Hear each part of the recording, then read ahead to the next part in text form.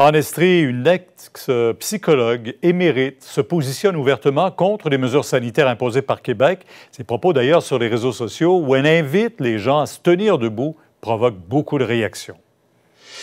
Ici, Jasmin Dumont devant le département de psychologie de l'Université de Sherbrooke. Une professeure retraitée s'affiche maintenant ouvertement sur les réseaux sociaux contre les mesures sanitaires et invite les gens à se tenir debout contre ce qu'elle appelle la dictature du gouvernement.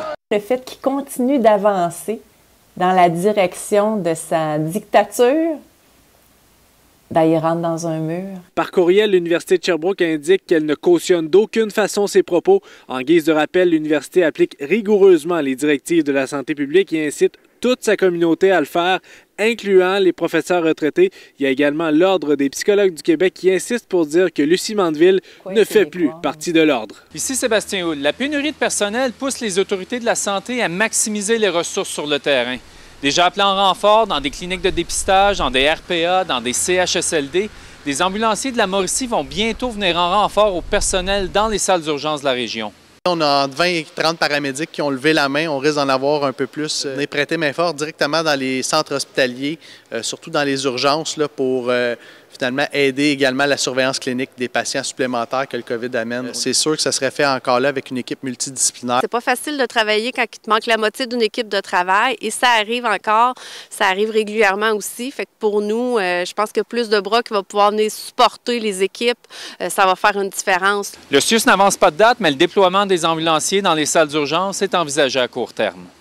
Ici Sébastien Dubois, le chef du service de police de la Ville de Québec a annoncé son départ aujourd'hui. Robert Pigeon était directeur du SPVQ depuis novembre 2016. Il entend se consacrer à des projets personnels. Parmi les événements ayant marqué son mandat, la tuerie de la Grande Mosquée de Québec et les attaques du Vieux-Québec. Le maire Régis Labaume a tenu à saluer son parcours, sa rigueur et son sang-froid. J'aurais voulu qu'il reste encore 20 ans, Robert. Moi, ça m'attriste personnellement. Je suis très triste de ça. Dans toute son intégrité, le connaissant, il était clair que cette décision était prise. Et il part dans un moment où, effectivement, la maison est propre. Robert Pigeon quittera officiellement ses fonctions au mois de juin prochain.